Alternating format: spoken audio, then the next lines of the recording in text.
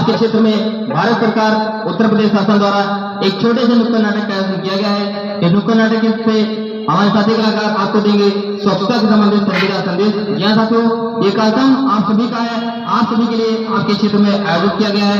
आप सभी से गुजारिश है, आप सभी लोग हमारे कार्यक्रम स्थल पर आए और नाटक के माध्यम से हंसते हंसाते प्राप्त करें स्वच्छता से संबंधित संजीदा संदेश। क्षेत्र के सम्मानित बड़े बुजुर्ग, सम्मानित महिलाएं, नन्हे मुन्ने बच्चे बच्चियां, हमारे युवा साथी, आप सभी इस कार्यक्रम में सादर आमंत्रित हैं। तो आइए आप हमारे कार्यक्रम स्थल पर और नाटक के माध्यम से हंसते हंसाते प्राप्त करें स्वच्छता के विषय पर संजीदा संदेश। ये कार्यक्रम माननीय जिलाधिकारी महोदय सहारनपुर सूचना एवं जनसंपर्क विभाग के संयुक्त तत्वाधान में आपके क्षेत्र में आयोजित किया गया है। आप सभी इस कार्यक्रम में सादर आमंत्रित हैं। सरकार की नई गाइडलाइन का पालन करें, सार्वजनिक स्थानों पर गंदगी न फैलाएं। अगर आप सार्वजनिक स्थानों पर पान मसाला खाकर टिक मारते या टूटते पकड़े जाते हैं तो नगर निगम सहारनपुर की ओर से आपका चालान किया जा सकता है। यहाँ साथियों, कूड़ा कूड़ेदान में डालें, कूड़ा कचरा इधर उधर न फेंके, कूड़ा को सफाई कर्मचारियों को दें। अगर आप नालियों में कूड़ा कचरा फेंकते पकड़े जाते हैं तो नगर निगम सहारनपुर की ओर से आपका चालान किया जा सकता है। सभी क्षेत्रवासियों से गुजारिश है, पॉलीथीन का उपयोग मत करें। पॉलीथीन सहारनपुर में पूर्णतः बैन हो चुकी है। जब भी आप मार्केट जाएं तो दूध का थैला या फिर कपड़े का थैला लेकर जाएं।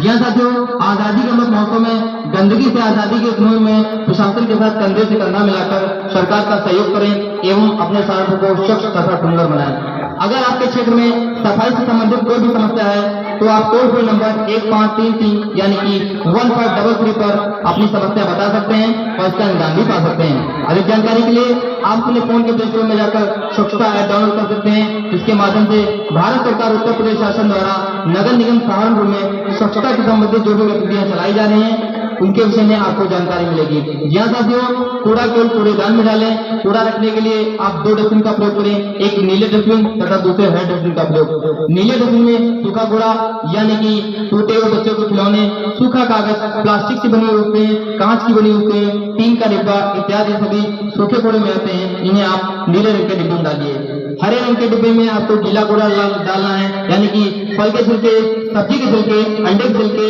पशुओं का गोबर इत्यादि ये सभी गीले कचरे में आते हैं। इन्हें आप हरे रंग के डिब्बे में डालिए। यह साथियों, आइए हम सब मिलकर इस नाटक के माध्यम से जानते हैं कि किस तरह हम कूड़े का सही निपटान कर सकते हैं, हमें किस प्रकार से गीले व सूखे कचरे से लाभ मिल सकता है। भारत सरकार बड़ी भीड़ लगी थी। अरे भैया, जब भीड़ देखता हूँ मैं तो मेरे पेट में दर्द शुरू हो जाती है। चाची करते हुए सॉरी मैं धक्का मुक्की करते हुए भीड़ के अंदर घुस गया चाची। अच्छा? हाँ, देखा कि वहाँ पे बड़े बड़े साहेब लोग आए हुए थे।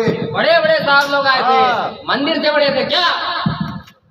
आप मारेंगे तपड़ी ले होंगे तो। हाँ, अबे ऊपर इतना बड़ा थोड़ी ना थे, पहले मतलब साहेब लोग थे भैया, पद में बड़े थे, अधिकारी साहेब लोग थे। अरे तो इससे बताओ ना। हाँ, अरे भैया, हम सोचे कि ऐसा तो नहीं सरकार राशन बंटवा रही हो। अच्छा?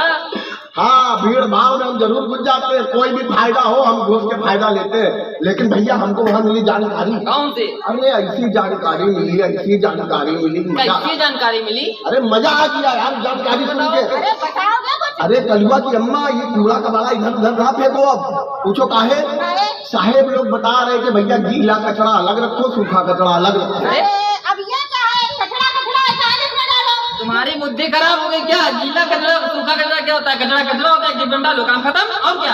हमारे मोहल्ले वाले और हमारी बीवी, हमारे भी विचार तीनों के मिलते हैं। हमने भी कहा साहेब ये बताओ, कचरा कचरा है, सूखा गीला फलाना ढिमकाना, ये हमको काहे बता रहे हो भाई? उससे क्या फायदा मिलेगा?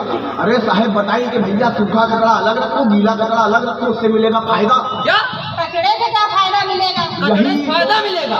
अच्छा पूछो कैसे? अरे बताओ उनको। पहले तुम बताओ, सूखा कचरा जानते हो? हम क्या जाने क्या होता है सूखा कचरा? तुम नहीं जानते? नहीं जानते। मैं भी नहीं जानता था। हमने साहब अब ये बताओ, सूखा और गीले की पहचान कहीं खाने लगे।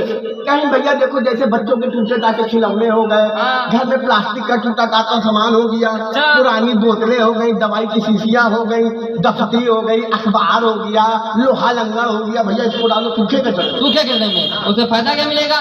उससे भैया फायदा ये मिलेगा, तुम अच्छे पैसे में उसको कबाड़ी कबाड़ी वाले को बेच सकते। अच्छा, और कबाड़ी वाला क्या करेगा? अरे भैया जो कबाड़ी वाले भैया जी लोग होते हैं वो दे देते हैं सरकार को। सरकार क्या करती है? सरकार उनसे खरीद के भैया उसी चीज को मशीनों द्वारा गला कर पिघला कर कोई नई वस्तुएं बना देते। अच्छा, मतलब जैसे हमारा मग्गा टूट गया प्लास्टिक का, तो उसको पिघला के कुछ और बना दिया, कुछ और बना दिया, पुनः निर्माण कर दिया, रिसाइकल।